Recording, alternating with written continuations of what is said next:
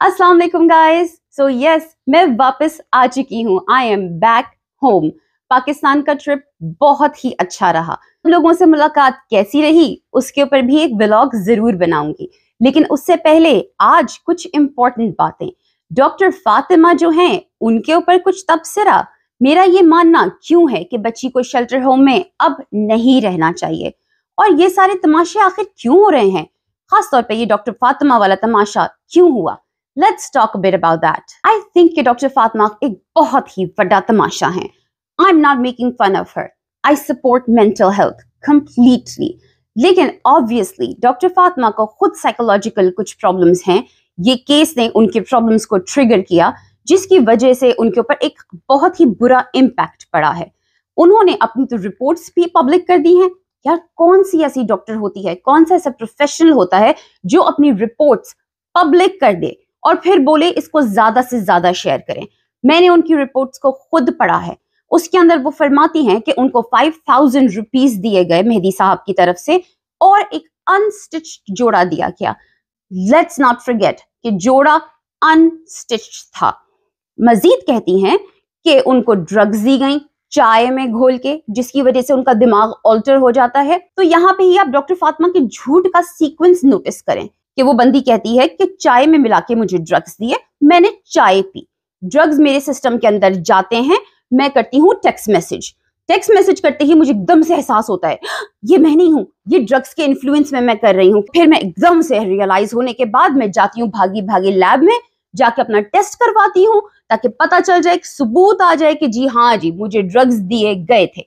और अगले दिन जब मैं जज के सामने जाऊं तो मैं जज के मुंह पे वो सबूत मार सकूं कि जज साहब ये देखिए, अगर तो कोई ये टेक्स्ट मैसेज आपको दिखाता है तो मेरे पास भी है सबूत आपको दिखाने के लिए कि मुझे ड्रग्स दिए गए थे। How convenient, right? ये स्टोरी जिसने भी लिखी है बहुत ही बेकार लिखी है। यार, झूठ बोलो, बेशक बोलो, आपका राइट है। आप एक केस लड़ रहे हैं, आप किसी भी तरीके से कोई भी एंगल बीच में लेकर आके केस को उलझा सकते हैं, लेकिन प्लीज ऐसे झूठ बोले ना जो समझ तो आए, जिसकी सेंस तो बने ना। ओके, मूविंग फर्दर, मान भी लेते हैं अगर हम कि डॉक्टर फातिमा सच बोल रही हैं, फिर मैं उनसे सवाल पूछूंगी कि खाली डॉक्टर फातिमा को डॉक्टर मेहदी काज़मी ने क्यों ब्राइब किया? रिश्वत देनी थी, 5000 रुपए और एक अनस्टिच्ड सूट देना था, तो खाली डॉक्टर फातिमा को क्यों दिया? दूसरी डॉक्टर भी तो थी ना केस के ऊपर। क्या मेहदी अली काज़मी ने उसको ज्यादा पैसे दिए और सूट जो था वो ब्रांडेड और स्टिच दिया था, इसीलिए वो चुप है? और उसकी रिपोर्ट जो है, वी डोंट इवन नो कि उसकी रिपोर्ट क्या कहती है, लेकिन वो खुद ये कहती हैं कि जी नहीं, मुझ पे कोई प्रेशर नहीं है, मुझे किसी किस्म की कोई रिश्वत नहीं दी गई। तो क्या मेहदी अली काज़मी साहब आपने उनको ज्यादा पैसे दिए हैं और स्टिच सूट और ब्रांडेड सूट दिया है, इस वजह से वो आपकी फेवर में बोल रही हैं? आई मीन कम ऑन, बात समझ नहीं आ रही है मुझे। डॉक्टर फातिमा, आपको क्या लगता है कि आपको सस्ता नशा दिया था इसीलिए आपका नशा जल्दी उतर गया और आपको रियलाइज हो गया एकदम से कि ओ माय गॉड मैं नशे के अंदर हूं, तो जाके मैं सोशल मीडिया पे हर बात सच सच बता दूं? और वो जो दूसरी डॉक्टर आपके पास हैं उनको एक्सपेंसिव नशा दिया हुआ था और वो अभी तक नशे के इन्फ्लुएंस के अंदर हैं, इसी वजह से वो अभी भी चुप हैं और वो अभी भी बोल रही हैं कि नहीं जी, मुझ पे कोई दबाव नहीं था, मुझ पे कोई प्रेशर नहीं था, और मेरी रिपोर्ट जो बनी हुई है वो सच के बेसिस के ऊपर है। और वो टेक्स्ट मैसेजेस जिसके बारे में जिब्रान नासिर साहब बात कर रहे हैं, उनको डॉक्टर फातिमा कैसे एक्सप्लेन करेंगी? And by the way, I think Jibran Nasir को उन टेक्स्ट मैसेजेस को भी पब्लिक करना चाहिए, क्योंकि the audience needs to know. वरना तो हम बैठ के यही क्वेश्चन करते रहेंगे कि क्या वो टेक्स्ट मैसेजेस हैं भी या नहीं है, क्योंकि बहुत ही कन्वीनियंटली कहा जा सकता है दूसरी साइड से, क्या आपने वो टेक्स्ट मैसेजेस देखे?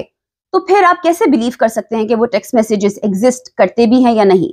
सो आई रियली थिंक कि उन टेक्स्ट मैसेजेस को पब्लिक होना चाहिए। जब ये रिपोर्ट पब्लिक हो गई है जो कि कंप्लीटली अनएथिकल है, इट इज रियली अनएथिकल कि एक साइकोलॉजिस्ट, एक डॉक्टर कैपेसिटी के अंदर बंदा एक किसी भी किस्म की रिपोर्ट पब्लिक करे, क्योंकि एक पेशेंट एंड डॉक्टर कॉन्फिडेंशियलिटी एक चीज होती है, वो रिपोर्ट्स आप पब्लिक नहीं करते। लेकिन इन्होंने अपने प्रोफेशन को डिसरिस्पेक्ट करते हुए इस रिपोर्ट को पब्लिक कर दिया है। तो फिर टेक्स्ट मैसेजेस क्या चीज हैं? ऑडियंस को भी पता चले कि सच्चाई क्या है, क्योंकि अब जाके ऑडियंस भी थोड़ा सा डाउट करने लगी है। भाई कौन सच बोल रहा है, कौन झूठ बोल रहा है? डॉक्टर फातिमा जो है उनको अपना इलाज करवाना चाहिए। सिंध गवर्नमेंट को थोड़ी सी रिस्पॉन्सिबिलिटी शो करनी चाहिए कि यार आप एक बच्ची के ऊपर एक डॉक्टर को बिठा रहे हैं जो कि उसको इवैल्यूएट करने जा रही है, तो प्लीज मेक श्योर कि वो डॉक्टर्स खुद मेंटली साउंड हैं या नहीं है। अब एक बहुत ही इंपॉर्टेंट बात जो शायद कुछ लोगों को पसंद ना आए, डॉक्टर फातिमा का ये जो पूरा ड्रामेटिक सीन हुआ, उससे पहले prior to that Jibran Nasir का कहना यह है कि मेहदी अली काज़मी को मैसेजेस आ रहे थे, जिब्रान नासिर तक के घर में घुसने की कोशिश की, जिसके सीसीटीवी फुटेजेस मौजूद हैं जो कि जिब्रान नासिर साहब ने अदालत में जमा करवा दिए हैं, जिसकी बेसिस पे उन्होंने री एग्जामिनेशन मांगा है। उन्होंने बिल्कुल ठीक किया, ठीक लीगल प्रोसेस अपनाया है। मेरा ये सवाल है जिब्रान नासिर साहब से कि जब उनको ये बातें मालूम थी पहले ही, तो उन्होंने पहले शोर क्यों नहीं मचाया?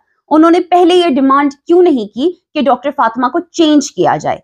और अगर अदालतें उनकी बातें नहीं सुन रही थी, अदालतें उनके बात पे ध्यान नहीं दे रही थी, तो उन्होंने मीडिया पे आके कहना चाहिए था ना, उन्हें मीडिया पे आके बोलना चाहिए था कि ये डॉक्टर जो है ये स्टेबल नहीं है, या ये डॉक्टर हमें इस तरह के टेक्स्ट मैसेजेस भेज रही है, हमें इस पे एतमाद नहीं है, हम इस पे बिलीव नहीं करते, we don't think she is mentally stable, she is mentally sound. कहते हैं कि आपको उनकी कुछ ऐसी पर्सनल मेंटल हेल्थ सिचुएशंस के बारे में पता है जो कि आप रिवील नहीं करना चाहते, and that's very honourable of you. अच्छी बात है कि आप वो बातें रिवील नहीं करना चाहते, लेकिन आपको एटलीस्ट अपने केस को ध्यान में रखते हुए, केस को सामने रखते हुए ये तो लोगों को बताना चाहिए था ना कि जी ये स्टेबल नहीं है, ये हमारे केस के लिए सही नहीं है, हमारे क्लाइंट के लिए सही नहीं है, प्लीज चेंज करें।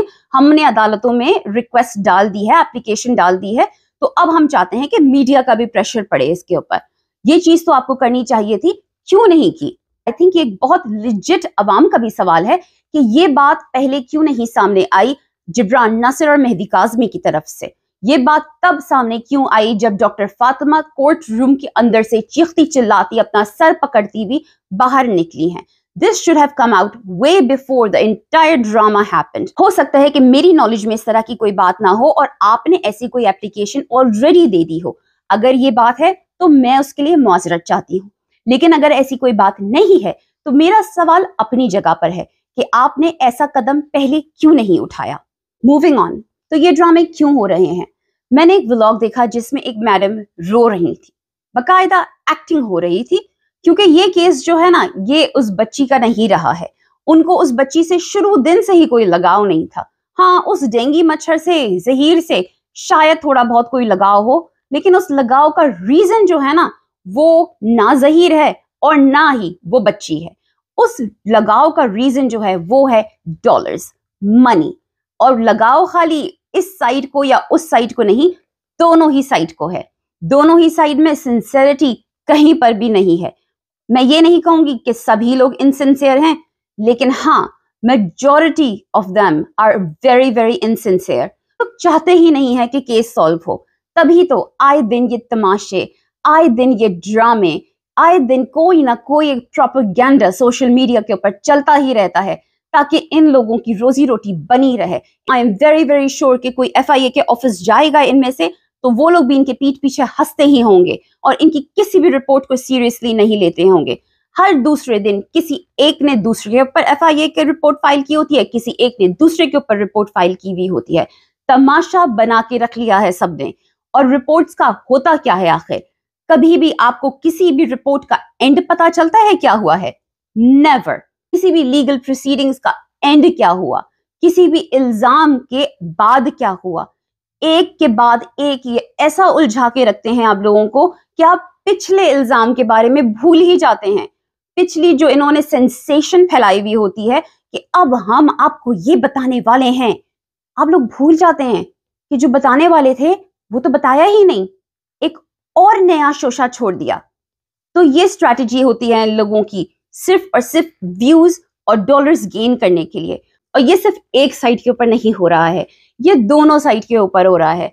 Again I would say it is very unfortunate. दूसरा रीजन इस सारे तमाशे का वो ये है कि जुडिशरी के ऊपर प्रेशर डाला जाए, जस्टिस सिस्टम को ये बताया जाए कि बच्ची का अपने माँ बाप से मिलना सेफ ही नहीं है, माँ बाप उसके दुश्मन है, माँ बाप उसको कत्ल करना चाहते हैं, वो चाहते हैं कि बच्ची जिंदा ही ना रहे और बच्ची सेफ है अपने शौहर के साथ।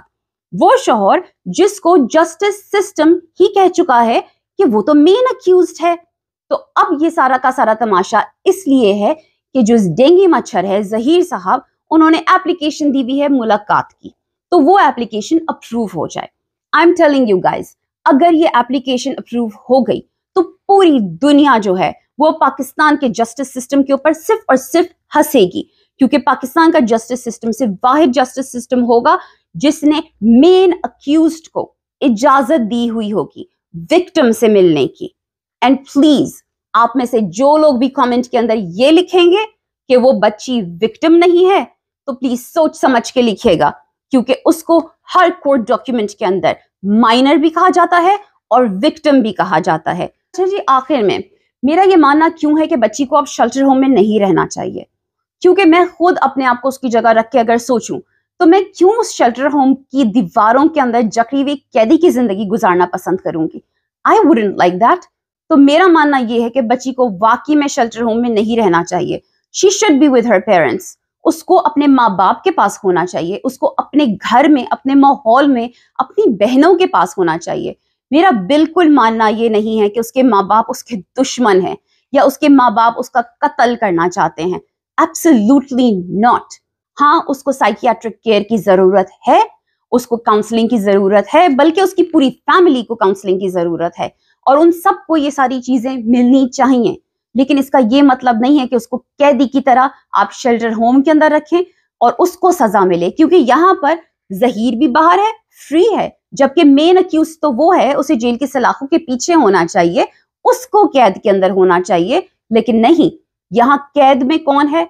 वो बच्ची कैद के अंदर है। सेफ्टी पॉइंट ऑफ व्यू से शेल्टर होम में वो वाकई में सेफ है। शायद घर में सेफ्टी पॉइंट ऑफ व्यू से वो इतनी सेफ ना हो सकता है कुछ ऐसे लोग उसे एक्सेस कर सकें जो शेल्टर होम में बिल्कुल भी एक्सेस नहीं कर सकते, लेकिन मेंटली आई थिंक कि वो अपने घर में अपने माँ बाप के साथ ज्यादा खुश रहेगी। इस बात के ऊपर बहुत सारे लोग ये बोलेंगे कि वो बच्ची इतने अरसे से शेल्टर होम में रह रही है, जब चाहे वो बोल सकती है कि मैंने अपने माँ बाप के साथ जाना है और उसे कौन रोकेगा। यू आर राइट, वो बोल सकती है, लेकिन वो नहीं बोल रही ऐसा कुछ। तभी तो उसको काउंसलिंग की जरूरत है, नहीं, लेकिन प्रॉपर काउंसलिंग की, डॉक्टर फातिमा जैसी काउंसलर्स की नहीं। सारे हमारे तबसरे हैं, वन साइडेड हमारी थिंकिंग है, जो हमने इधर से सुना उधर से सुना, हमने खुद पर्सनली फील किया कि हम इस सिचुएशन में होते तो हम क्या करते। लेकिन हम में से किसी को नहीं पता कि ज़हरा काज़मी क्या चाहती है, हमें से किसी को नहीं पता कि वो क्या सोच रही है, हम में से कोई नहीं जानता कि वो इस टाइम पे कहाँ रहना चाहती है। Well, the question remains a question. देखते हैं इसका जवाब हमें कब मिलता है। अल्लाह से तो यही दुआ है कि जब भी इसका जवाब मिले उस बच्ची के हक में ही बेहतर मिले। आई रियली डोंट केयर कि डेंगू मच्छर के साथ क्या होता है। आई रियली डोंट केयर कि यूट्यूबर्स की जंग कब तक चलती है, कितनी लंबी चलती है, और इस तूतू मेमे का एंड क्या होता है। I only care about Zahra Kazmi and I only care about the welfare of that family because I think कि already वो बहुत ज़्यादा सफ़र कर चुकी है, या फिर अपने बचकाना हरकतों की वजह से वो बहुत कुछ अपने फैमिली को सफ़र करवा चुकी है।